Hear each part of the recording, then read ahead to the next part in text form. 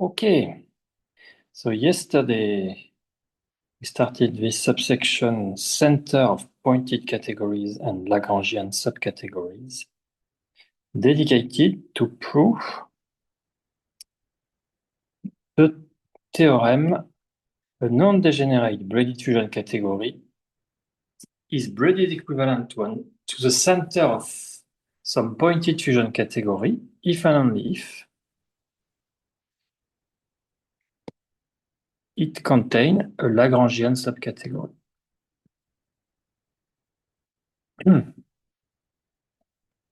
And in fact, we will state and prove a little more precise version involving two categories, but we can still prove one way of this theorem with the following remark. And in fact, this remark will provide a functor, and this is, in fact, we will refer to this remark for the proof of the more precise theorem. We refer to it for the functor we will make here. So let's see the pointed fusion category.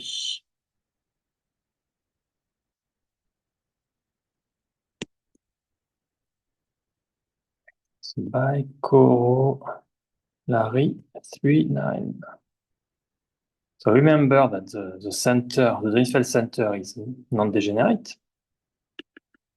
Its center is a non-degenerate braided fusion category.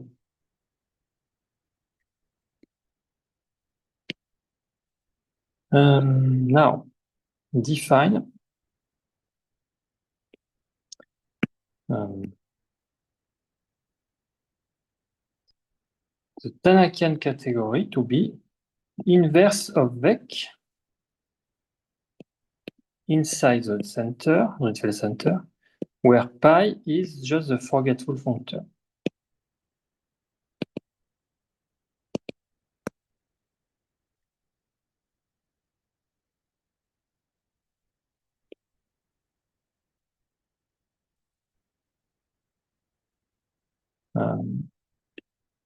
So be careful.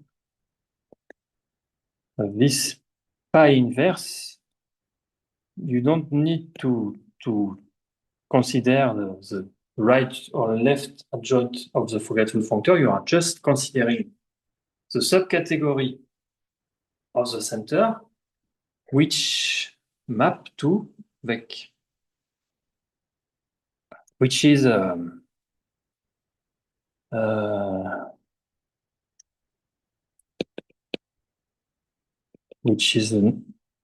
well defined.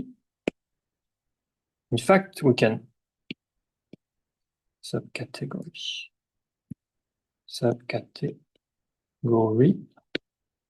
generated by the unit. So Vec is a subcategory of C generated by the unit. This is well defined. In fact, you can think more about that.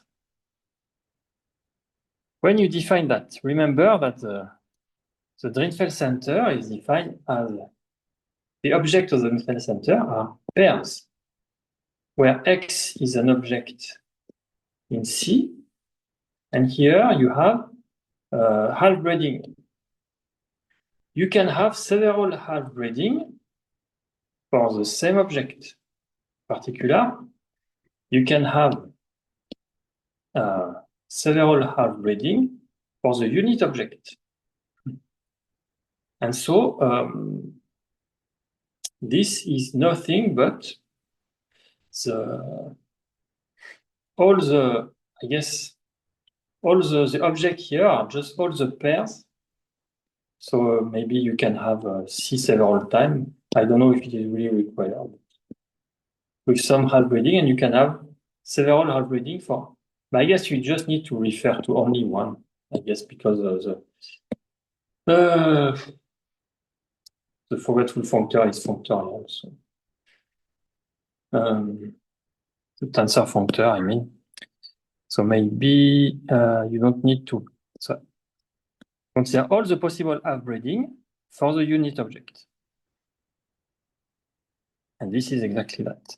And because of that, with this interpretation, in fact, you can see as an exercise that for any, if I'm not mistaken, I guess we don't need to assume pointed.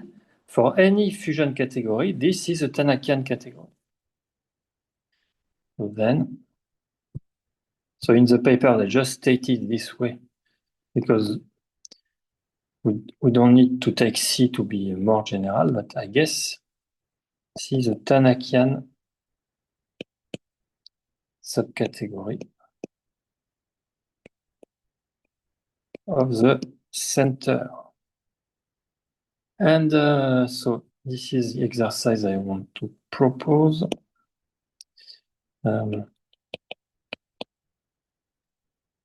True in general for true for every fusion category C. So not without pointed assumption.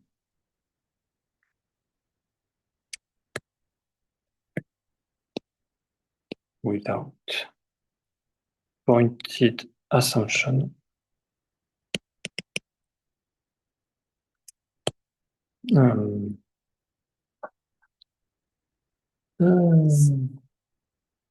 So using just the definition of the center. Yeah, and as I said,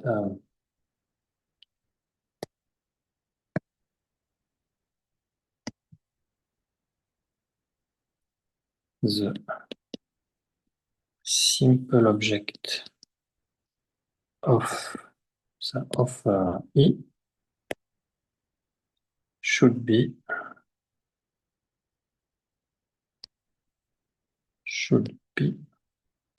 the form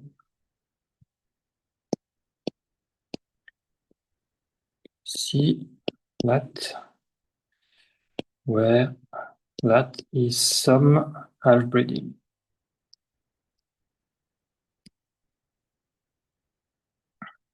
So using this,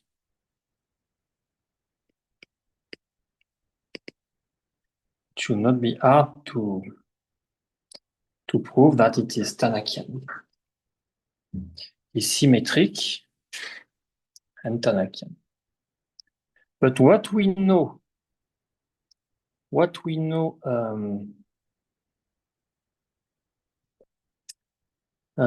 if C is pointed, so vec G omega, then we know more about E because E should be rep G. So just for Tanakian, I guess, let me put a little question mark because I quickly checked, but I may be mistaken that for all fusion category, this is always Tanakian category. But when you specify C to be pointed, so of this form, because every pointed fusion category is of this form, then this is exactly rep G. Okay. And in fact, we will use this fact later, but let me put a little star here. Okay.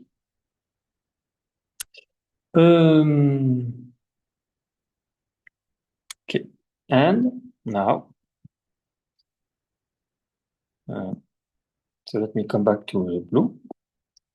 And the restricted functor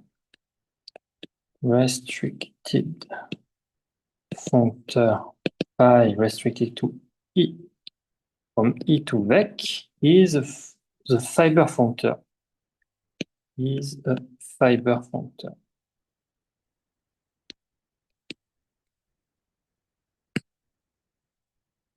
So E is the inverse of vec. So when the image of E is vec, trivially, and it's a fiber functor. So as I said already, in fact, if C is vec G omega, or let me write this notation to do not confuse, then E equal rep G, and this restriction is the usual forgetful functor. Forgetful functor from rep G to vec. Okay.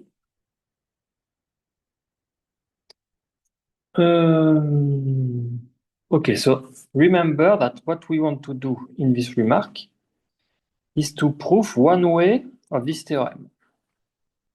So which way you assume D to be Lagrangian, and you want to show, no, you assume D to contain a Lagrangian subcategory, and you want to show it is a Drinfeld center of point D.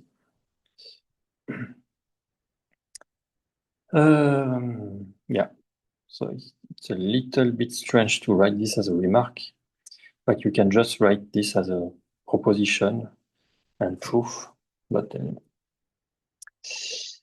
does not matter. So now, more.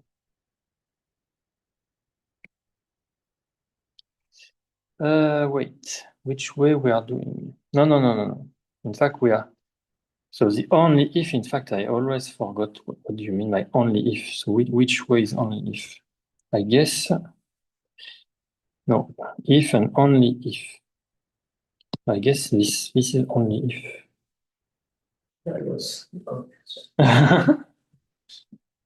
So if you say just if, if, yeah, so this is true if this is true.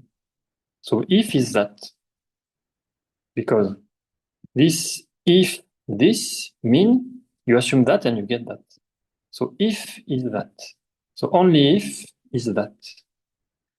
So when you say we prove the only if part, in fact, we assume all that, and we need to show that it contains a Lagrangian subcategory. Okay. So now in this remark, so we assume that D is a non-degenerate Bulliet category. We assume that it is the Drinfeld center of a pointed fusion category. And we want to show that it contains a Lagrangian subcategory. So we want to show that this E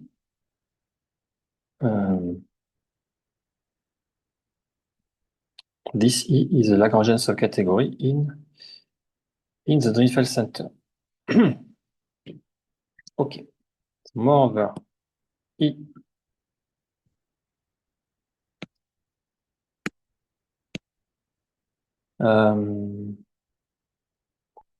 is Lagrangian. Why? So E is Tanakian, so it is included in its Müger centralizer. It's because it's symmetric. So we just need to show that they are the same dimension.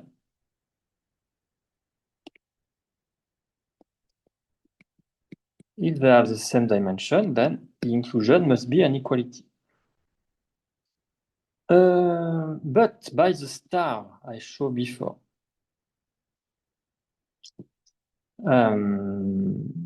we have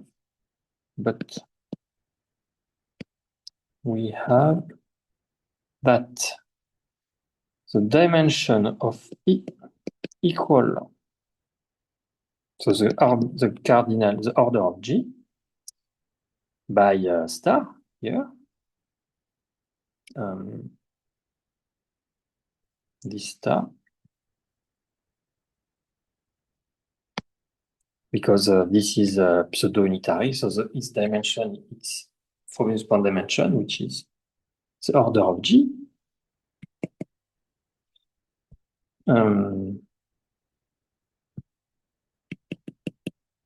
Plus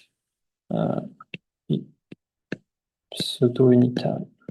So E is pseudo-unitary, but C may not be pseudo-unitary. Be careful.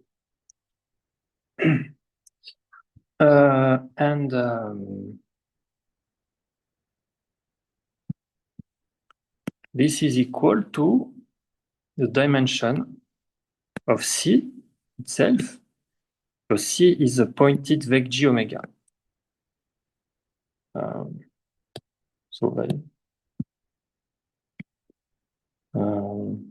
C equal vec G omega. So it's pseudo-unitary also. Everything is pseudo-unitary. Anyway.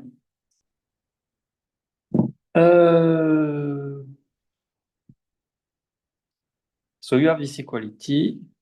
Now, remember some dimension result we considered before. Now, by. So some dimension result, in fact, you can refer to. It's an immediate thing, so I don't need to recall. Remember that in a braided fusion category, the dimension of a non-degenerate braided fusion category. So you have a non-degenerate braided fusion category. Here's the Drinfeld center. And you take a braided subcategory times its Muger centralizer, and this is exactly the dimension of that, and we know that it is equal to the dimension of that square. So I forgot which one is this one, which one is this one. I would say this one is that, and this one is that. But anyway, we have that, so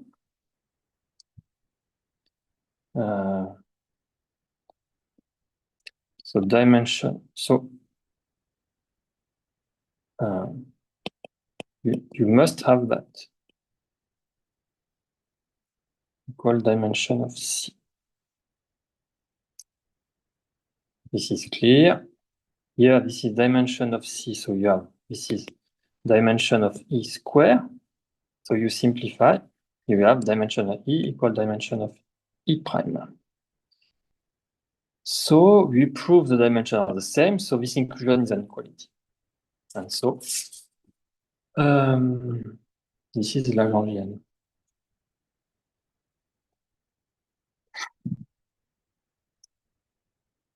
Okay. So this is the end of this remark. Yeah.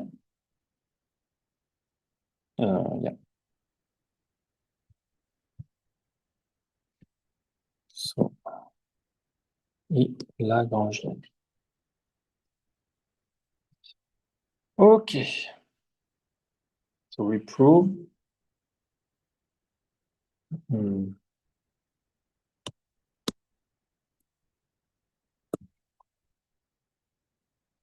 And so this way of Haber theorem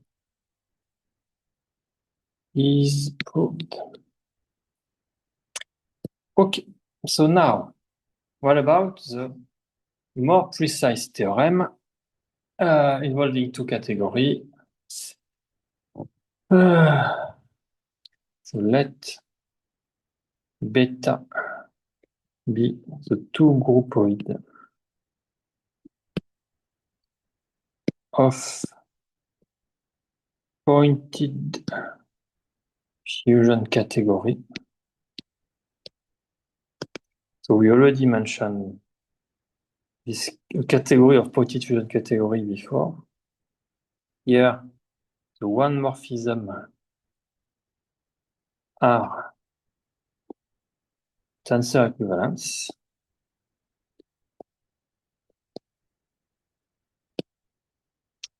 and two morphism are isomorphism between them, between the tensor equivalence.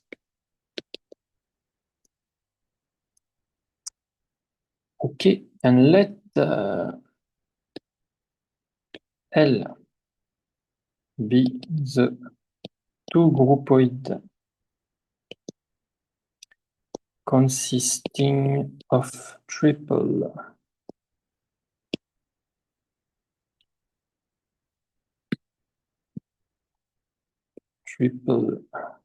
D, E, F, where D is the non-degenerate braided fusion category,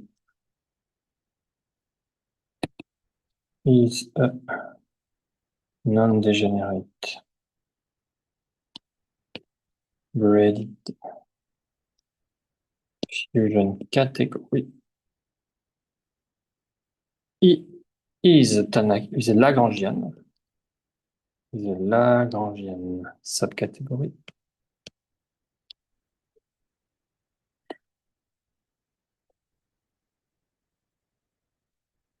And F is a fiber functor.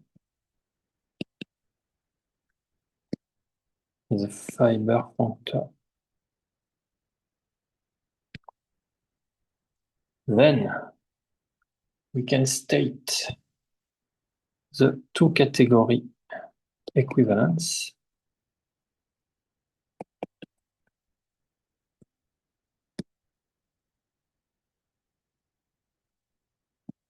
Fully, it is the very last two category equivalence we will consider in this class.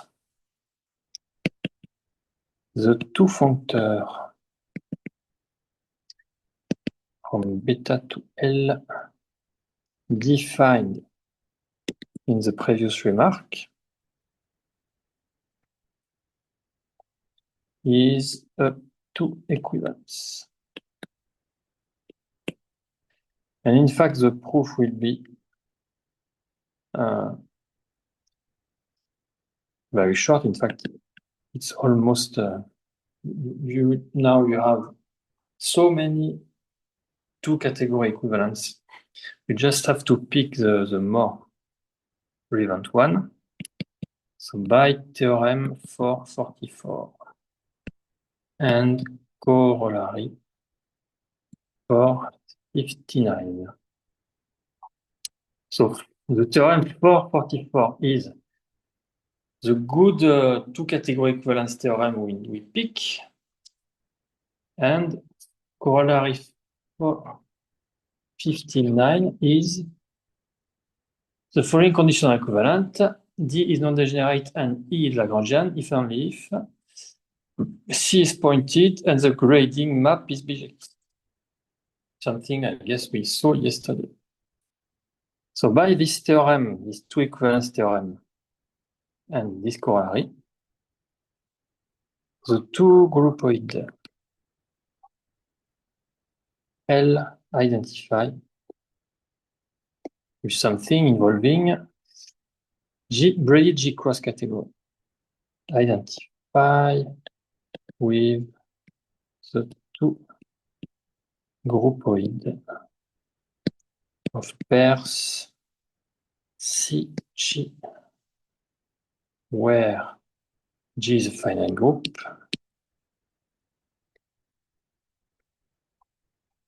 and C is a pointed braided G cross category.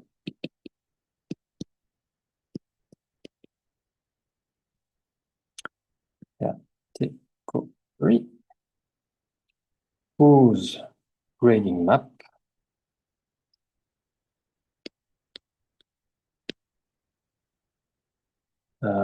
from that to that is an isomorphism.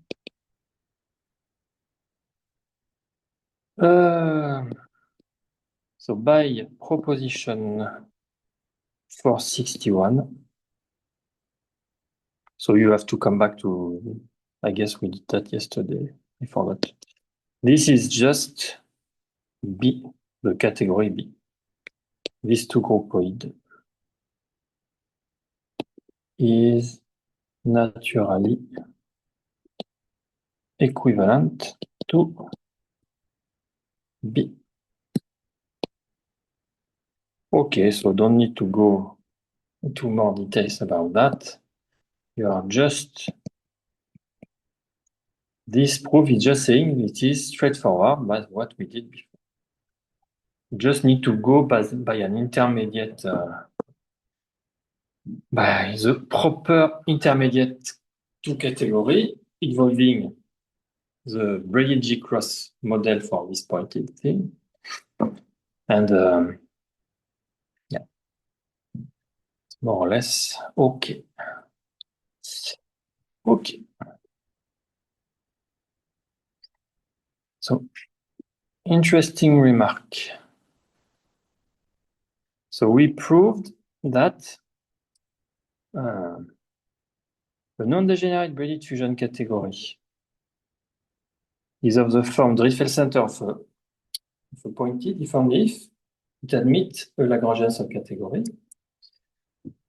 But you can have several, you can have equivalent Dirichlet center of pointed.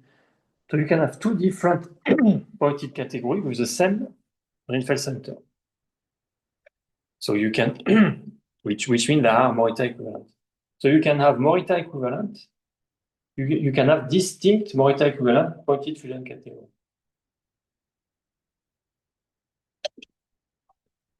But remember that a pointed fusion category admits a purely group theoretical description of a group and a three cocycle. So you can have two pairs of non-equivalent, two non-equivalent pair of finite group and three cocycle, which may provide Morita equivalent pointed fusion category.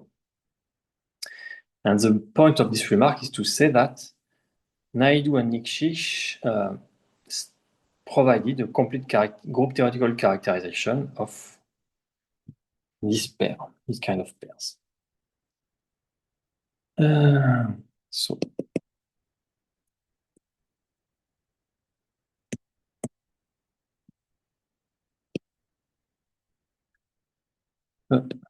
braided fusion category C may have more than one Lagrangian subcategory.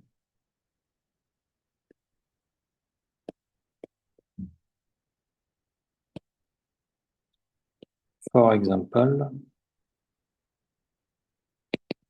if C is pointed, is a pointed braided category associated to a metric group associated with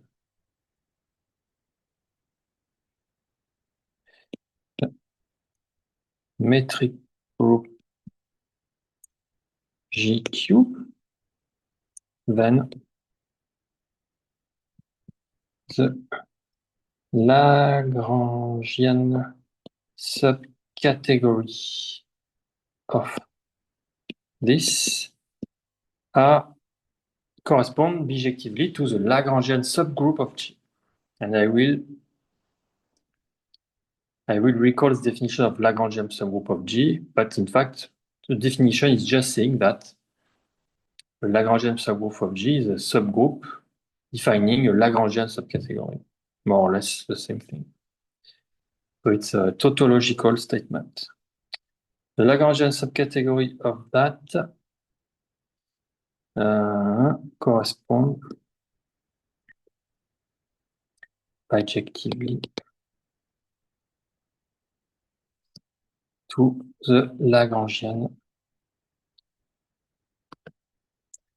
subgroup of G. So if you translate Lagrangian subcategory in this group theoretical framework, what do you get? You get the following. So a subgroup such that so the image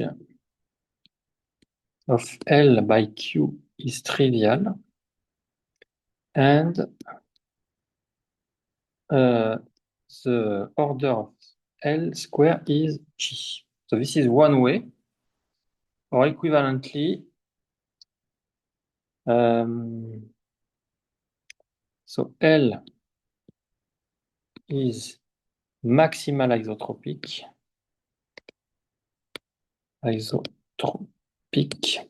which means that the corresponding B character Bxy equal 1 for all xy in L. So I hope I am not doing mistake. And plus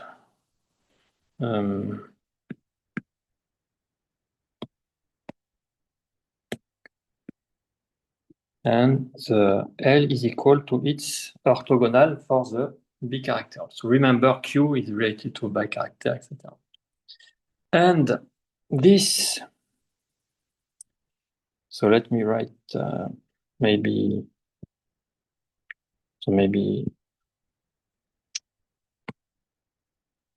let me write it to a single line.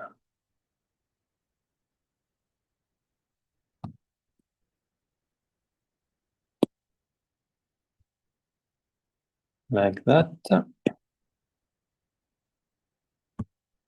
And this is in fact more or less, so I did not check to the details, but this is more or less saying that this is analog to symmetric. So symmetric mean so it's symmetric category, which means I prime is included in I. And this is more or less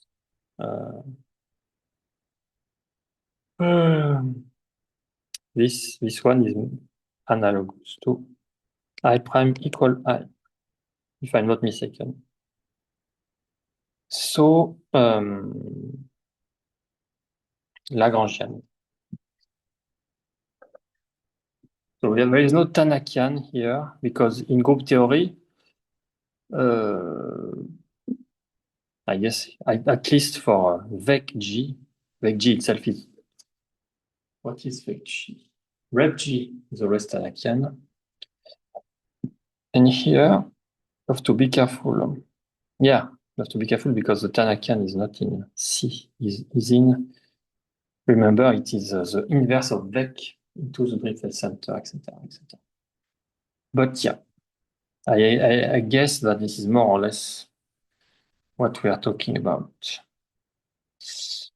Anyway, but the point is that here, what is the point of that? Regarding this purely group theoretical reformulation, you can, so I did not write, but you can find example of group with non-isomorphic Lagrangian subgroup. And so we can have more than one, etc. So this is the first point. And the second point is about the Morita equivalence, as I said. So by combining the I guess one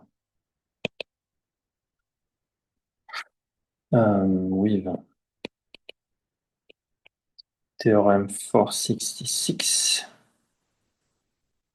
So this equivalence of two categories, these two equivalence, we see that a braided fusion category may admit multiple presentation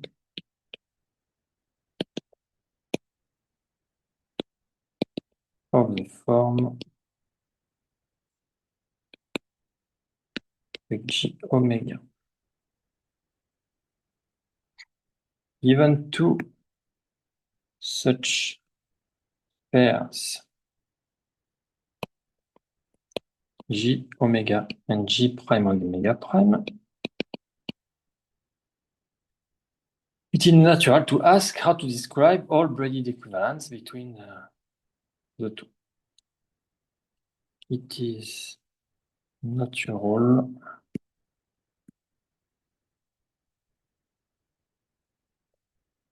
to ask how to describe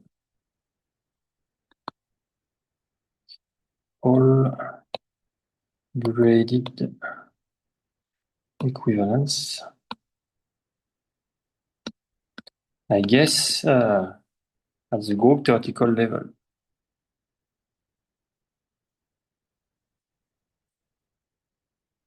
Yeah, in group theoretical term.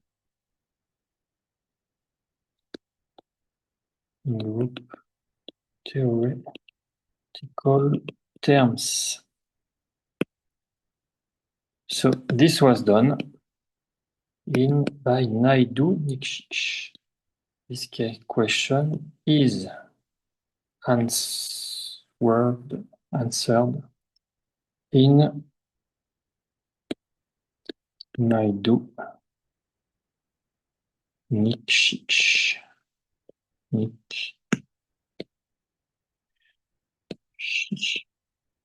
2008.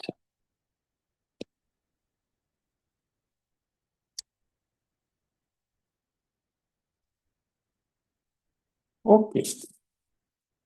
And now, so it's 5 minutes before the pause, we can finally, so let me start a new page. We can finally, so this was the end of section 4. So this section 4 was by far the longest section of the paper. But in fact, what we care more about is section 5. So of course you cannot do section 5 without section 4. But section 4 was a long preparation. Maybe I said you cannot do section 5 without section 4, but I guess you can make the section 4 much easier or much shorter for just what you need for section 5.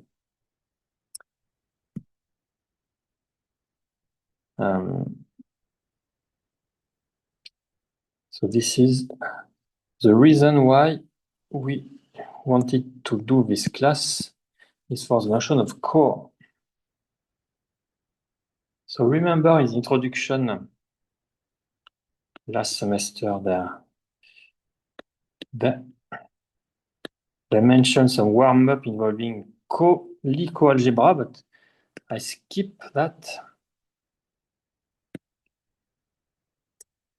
The core of the pre-metric Lie coalgebra. So I decided to skip that in the introduction and also here because it's just philosophical in some sense, but there is no, as I said, if you are not familiar with Lie coalgebra, there is no point to cover this section. And because I am not familiar with that. So what is the plan of this section? That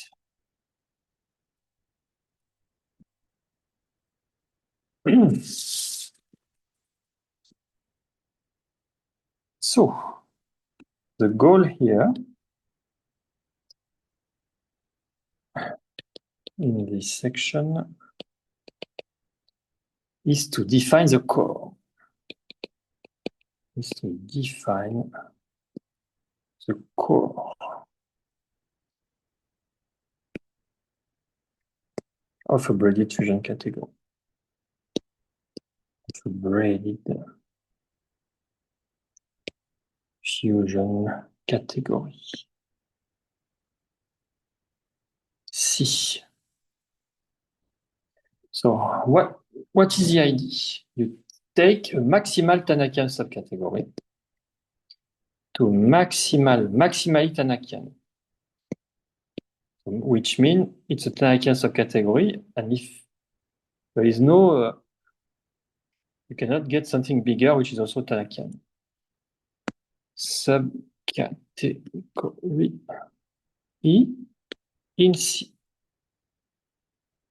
We associate a braided fusion category called core index E of C.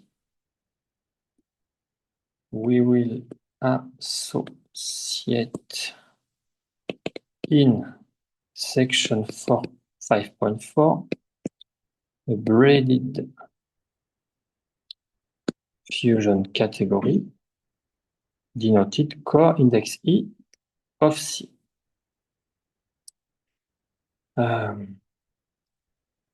Constructed via the de-equivalentization procedure. In fact, it's just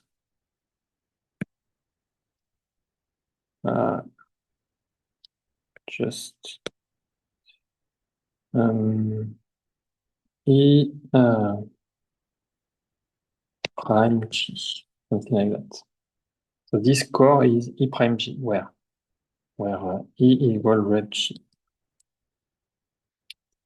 We already consider that. In fact, we already proved some theorem involving the disequivalentization of the Muger centralizer of rep G in C. But the big difference here is that it is maximal.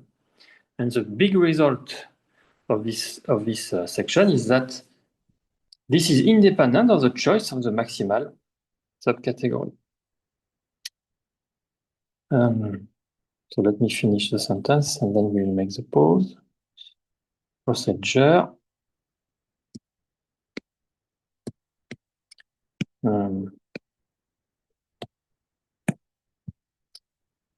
Described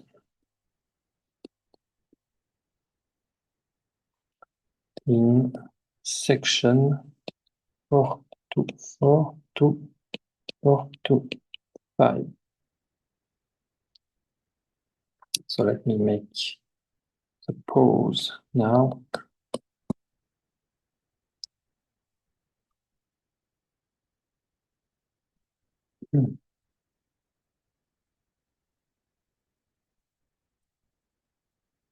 Okay.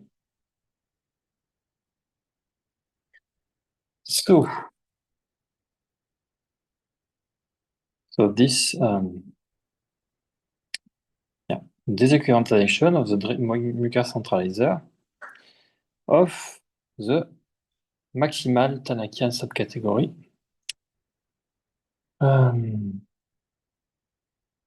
So in fact, the main result, in fact, which is the main result of the paper, the main result of the class, the proof that the equivalence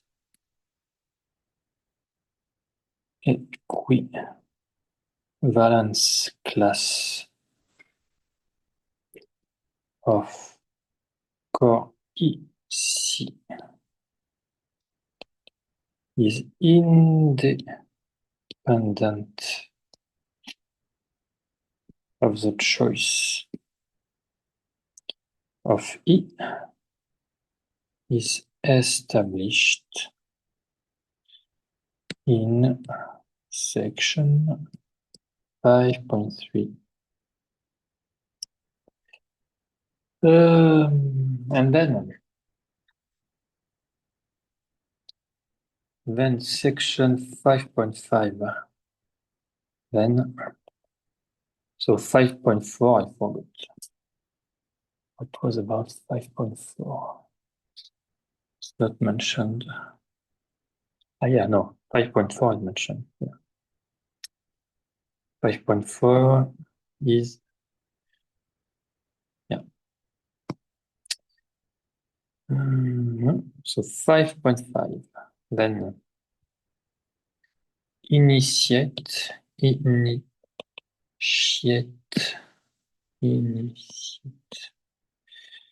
study of weakly anisotropic braided fusion category. Braided fusion category. So which is defined in definition 5.16. And then we will also continue of these studies in section 5.6. So, in fact, anisotropic just means there is no non-trivial Tannakian subcategory. And weakly anisotropic is quite close to anisotropic, but it's a little weaker version. And the first main result is that the core is independent of the choice of the maximal. So you can really define the notion of core, more or less we are specifying that. And this, in fact, is weakly anisotropic. So it's almost very close to have no non-trivial Tannakian subcategory. In fact, you take the maximal Tannakian subcategory and then you reduce it, you condense it. So you can expect there is no more Tannakian subcategory once you condense it, the maximal one. But what is true is it's just weakly anisotropic. But in fact, what is also true, if I remember properly, is that if you apply the core of the core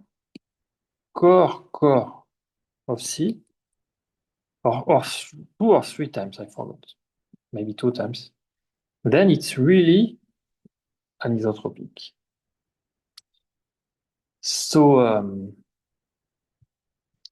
and another aspect, in fact, I guess it's not very well, it's not specified in this paper, but I have heard, I read that somewhere else, that there is a way to recover C from its core. So maybe it's not a one-to-one correspond. Of course, it may not be. But there is a way to classify all the C for a given core.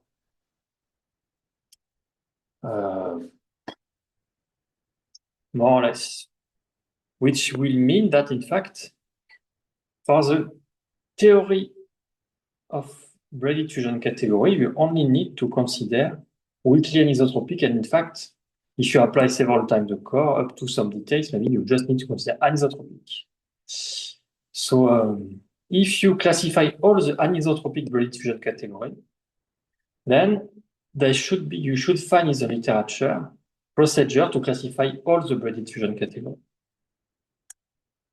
Which really means that, and if you want to classify all the fusion category without any braiding, in fact, you can not reduce, but you can consider the classification of all the non-degenerate one via the Drinfeld center. You can say, okay, we can reduce to the non-degenerate one by Drinfeld center, and then you can, as a second step, you can classify all the possible fusion category with the same Drinfeld center, all the Morita equivalent one. And so, in fact, so in some sense, the classification of fusion category may reduce to the classification of anisotropic non-degenerate fusion category. So reduce to a classification of something where there is no group. There's no more group involved. So this is the big hope for this kind of construction. Of course, this requires more research, I guess, because it's, as they wrote here, they just initiate the study. I guess there are 2 or 3 papers talking about that, but I guess there are a lot of research to do about that. The weakly anisotropic, which is a property of the core. That's why we consider that. And the core here, philosophically, just the non-group theoretical part of C. Or data, because it's not a part, because it's not a subcategory. So the non-group theoretical data of C. Okay. So that's very interesting.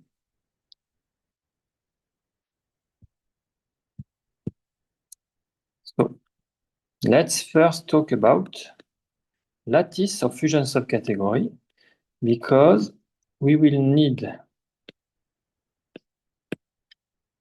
to show, so we will need subcategory. We will need a result saying that the lattice of fusion subcategory of a braided fusion category is modular.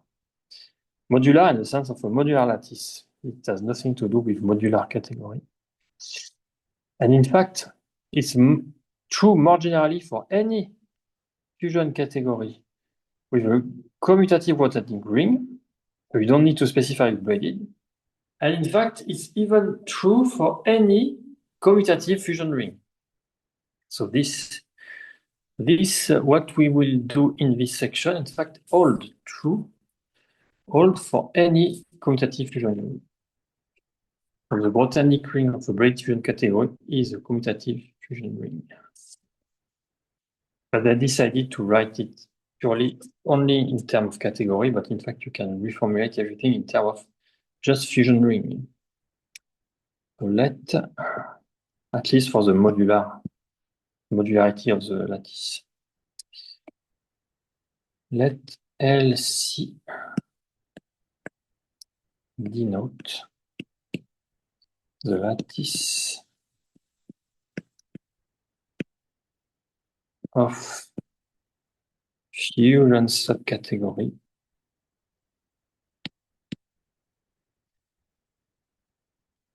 of a fusion category C.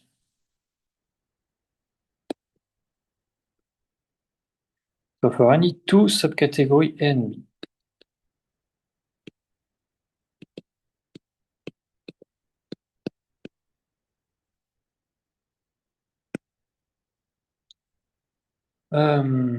Their meet. So remember, a lattice is defined by meet and join.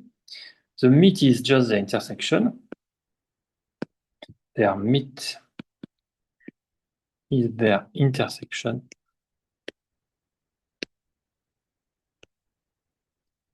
And their join is the fusion subcategory generated by the 2 subcategory. What we denoted just like that with a join notation. So the smallest fusion subcategory of C containing A and B. Lemma 5.6.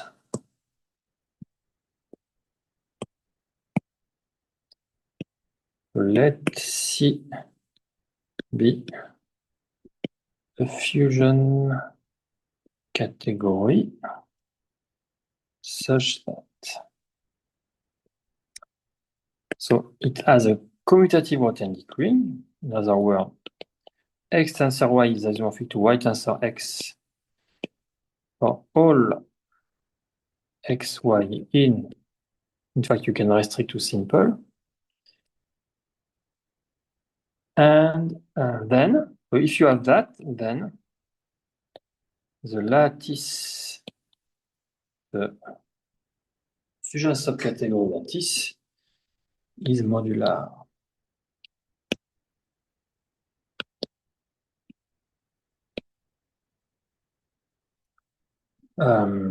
Which mean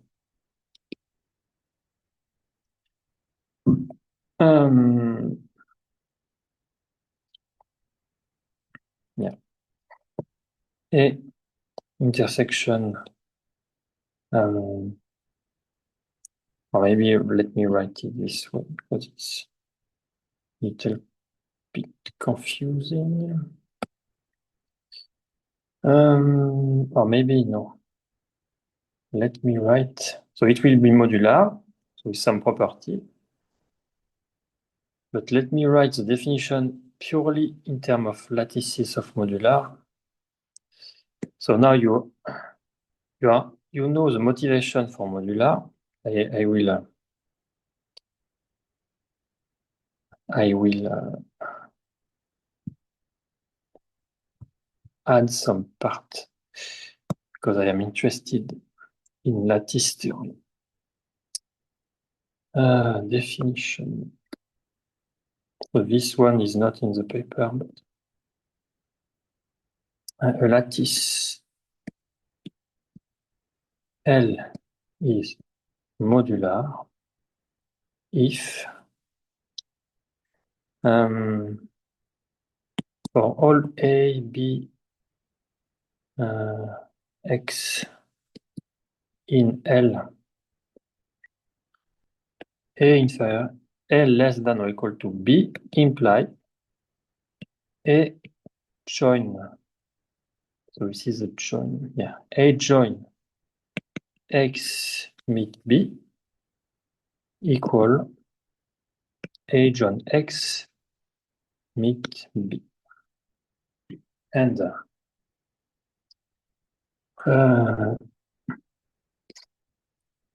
so here is the smallest.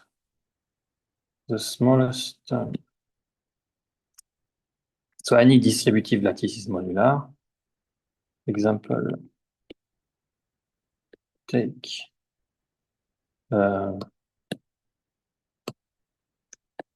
every distributive lattice is modular. In particular, every Boolean lattice. So the lattice of this form, you have this, or this, or this. They are all Boolean lattice, so distributive, so modular. Boolean included in distributive, included in modular.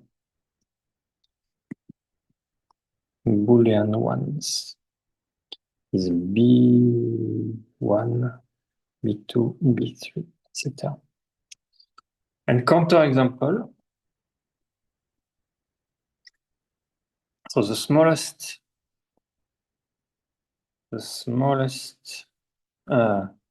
non-modular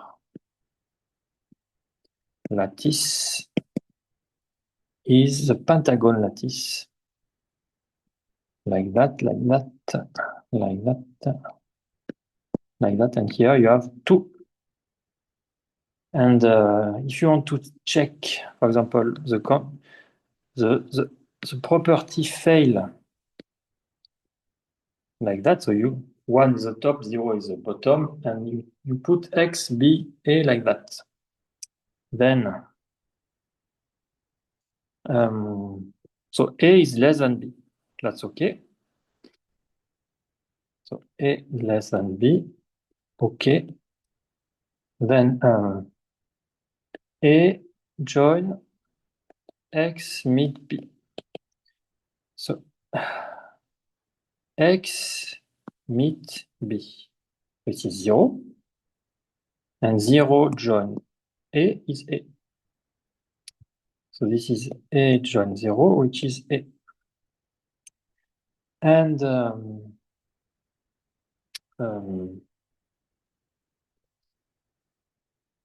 let me write here.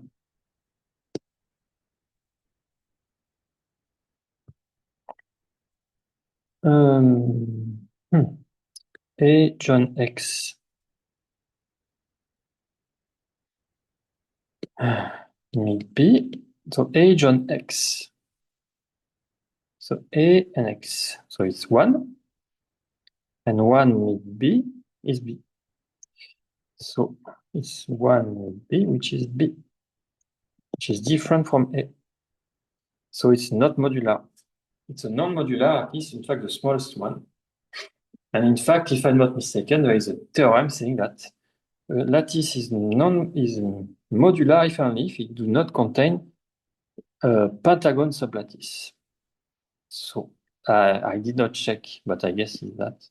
And you have the same for distributive with pentagon, and if you don't have pentagon and that, you don't have that and that as a sublattice, it's equivalent to distributive. Anyway, so our fusion category with commutative Rosen-Decouing is modular, which means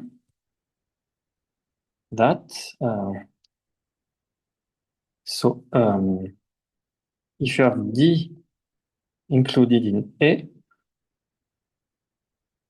in the lattice, this imply that A intersection B join D equal A intersection B join D. Yeah, we can say for all A, B, C, D in the lattice. Can write this one. This is what we want to prove in this lemma. And let me write that this is true. It is true more generally for every commutative fusion ring. Okay. So proof. And in fact, the proof only use the ring setting. They wrote in the category setting, but in fact, you only use the ring aspect. So the inclusion A intersection B join D included in A intersection B join D is immediate. So this inclusion, as long as D is included in A, you always have this inclusion directly because since D is included in A. So this is easy to see. D is included in A. So this one, so let me see. This, yeah, I want to show. So this is there. This is also there for this A and for this B. Now this is there, and trivially this is there. So it's in the conclusion is just because of this assumption, the rest is clear. So we need to prove the reverse inclusion.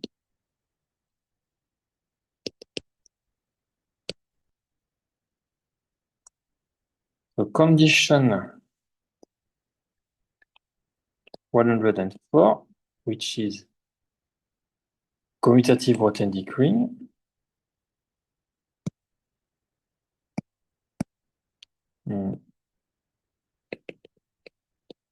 Commutative Grothendieck ring.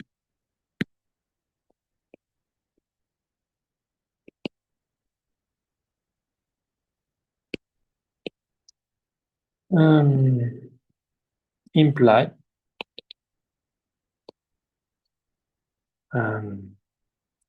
imply what? The simple object in C lie in B join D if and only if it is the component of some B tensor D with B an object in B and D an object in D. Because it's commutative, only one tensor product is enough. You don't need to make a sequence of tensor product. Only one tensor product because you can commute up to isomorphism. It's okay. But as I said, this proof will make much more sense in the fusion ring setting. Imply that a simple object X in C lies in B join D, so I have to be careful because I have to write B curved, D curve, A, B, C, D curve for the category. And for the object, it will be A, B, C, D straight. So careful about the notation. So it is there if and only if there exists. And you need to take it simple, otherwise you can have some trouble. There exists simple object.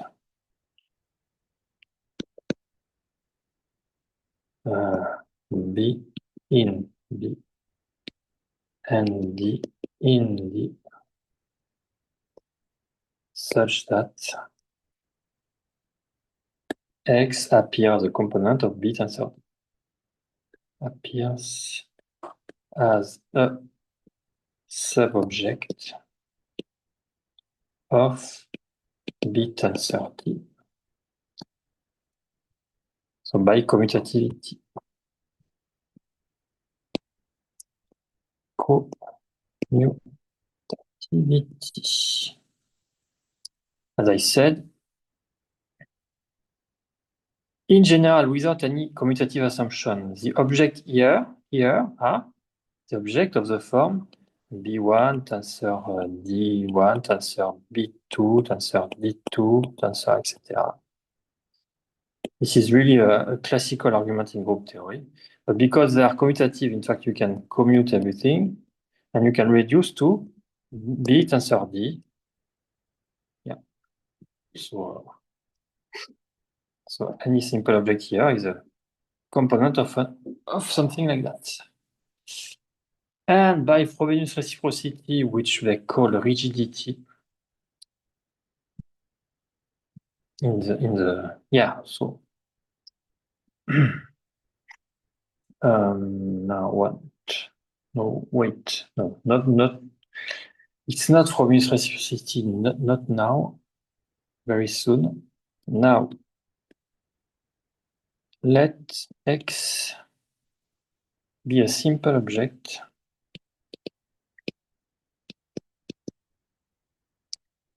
of A intersection B join D. So we take something here. We want to show it is here. We can reduce to simple object, in fact. No problem. With B and D chosen as above. So this X, as we say, X is in B join D, so it is of the above form, chosen as above, and we also know that it's in A. So we take this X this way as a subobject here, and we will also have the assumption that it is in A, but we take it this way, subobject of that. Since it is in A, no. Since before talking of A, we talk about Frobenius reciprocity. 6x is a subobject. In fact, this proof is trivial. It's just a way to adapt a trivial argument in group theoretical trivial argument, taking the inverse or something like that. Just in fusion ring, you just consider Frobenius reciprocity.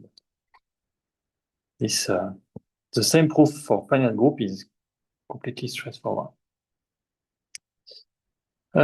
Since X is a subobject of that, a subobject of B tensor D.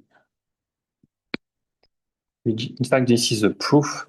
We are just mimicking the proof that the subgroup lattice of an abelian group is modular. You have this result, which is well known. The subgroup lattice of an abelian group is modular, and you are just immediate generalization. It works immediately for fusion ring, and so for fusion category. So rigidity give. So by rigidity is just implied by just the Frobenius reciprocity, in fact. Frobenius reciprocity when you are talking about fusion ring, and when you are talking about group, you are just taking multiply by the inverse. In fact, it's just nothing complicated. So rigidity give that B is a subobject of X tensor D dual. But X is also in A. And D is in D, which is included in A. So, D star is also in A because it's a fusion category, it's typed by dual. So, B is in A.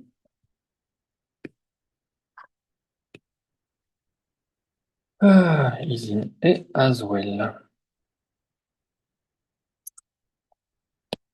Thus, B is in the intersection of A and B, and therefore,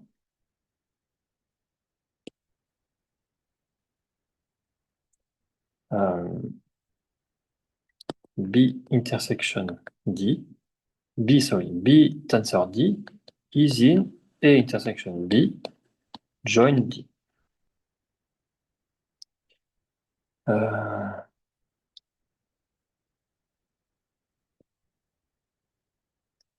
Now, finally, X being a subobject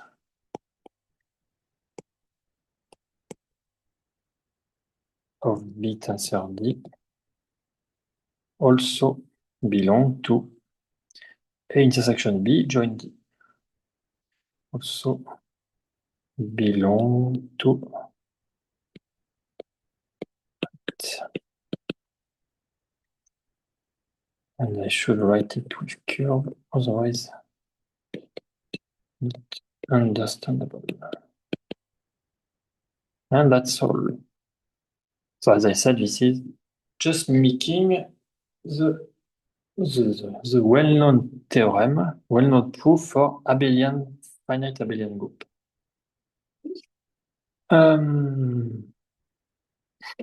So let's write few comment.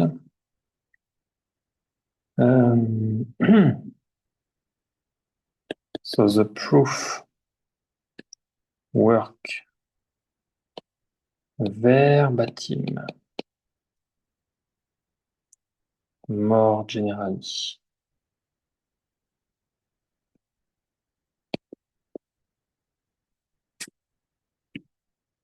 to commutative ring.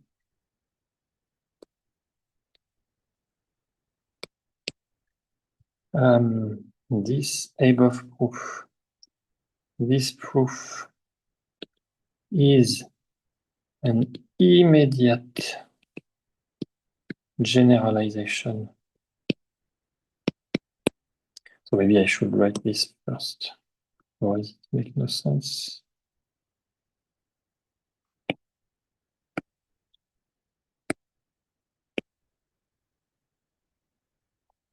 Let me finish. It's an immediate generalization of the proof that the subgroup lattice of an abelian group is modular. And fun fact, in fact, the converse is not true. You can have abelian, non-abelian group with modular. Let me write the fun fact.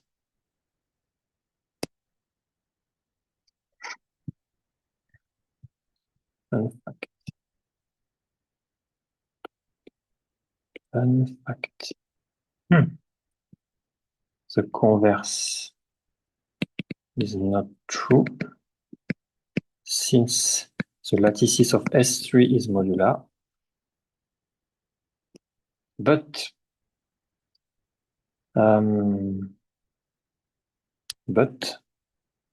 G is abelian if and only if the lattices of G cross G is modular. So it's not an equivalence for G, but if you take G cross G, it is an equivalence. And in fact, there is a subject in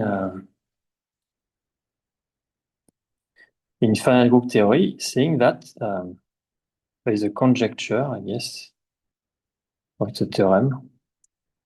A finite group is completely determined. Finite group, conjecture, or theorem, I forgot. A finite group G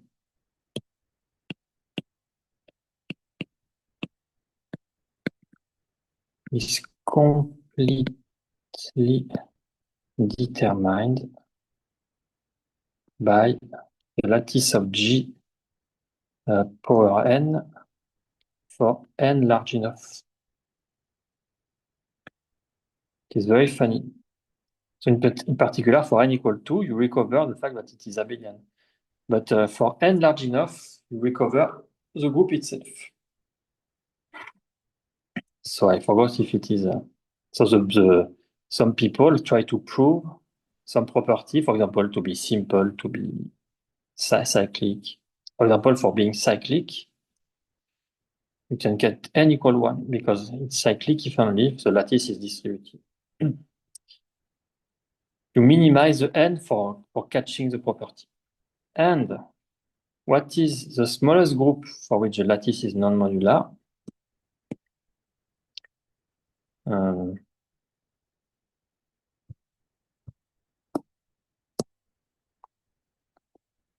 The smallest finite group G with LG non-modular is G equal D4. The inner group, because you have the lattice is of this form.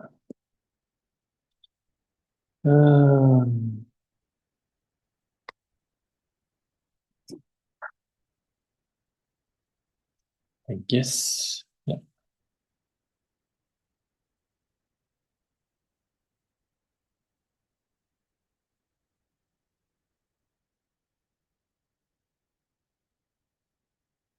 Yeah, so here you have the pentagon sublattice.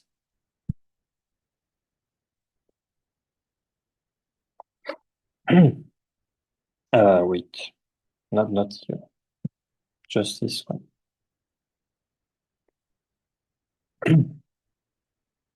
This is a pentagon sublattice. 1, 2. Wait, is it a pentagon sublattice? No. 1, 2, 3. I'm missing something. So where is the pentagon sublattice here? So you have something like that. You have a kind of square with something more. So that maybe the exercise is to find the pentagon sublattice.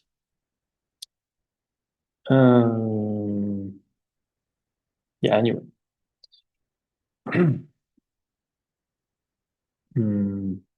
I forgot where is the point. But it's a very, very easy exercise.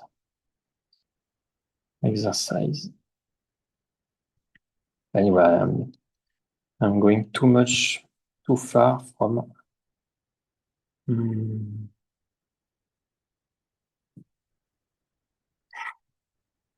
Anyway, does not matter. Okay. So as I said, the proof were verbatim for commutative ring, second point, and the lattice of normal subgroup is always modular. So lattice of normal subgroup. Normal subgroup lattice. Just take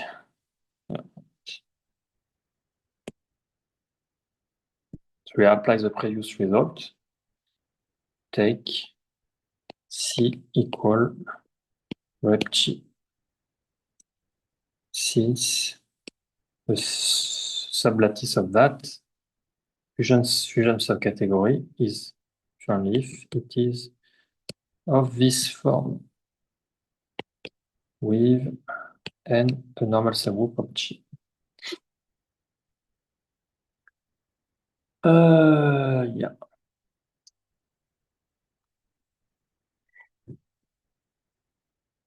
Okay. So remark. So this was my personal contribution. So now, in fact, in the paper they stated something also. So they recall that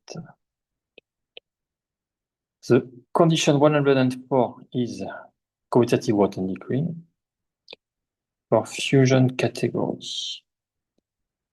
Condition 104 is equivalent to the commutativity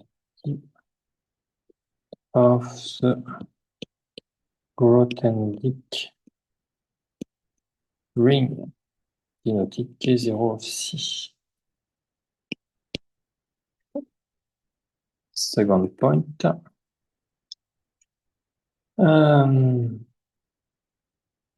When this is already mentioned. So when this is that, oh, I already wrote that. Alpha group G. So the previous lemma recover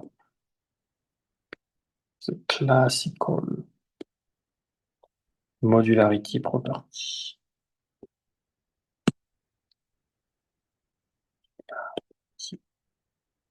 Property of the lattice of normal subgroup. So I just wrote 2 times the same thing. Anyway, so next week we will start this subsection 5.4 maximal Tanakian subcategory and the definition of the core. And we will start by the formulation of the theorem. So a more precise formulation of what we said in what we already said before, just before formulation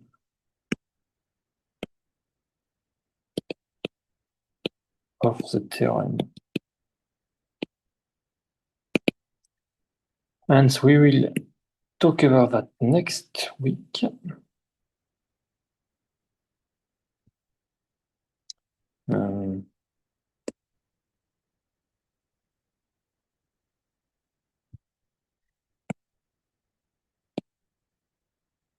That we will stop here.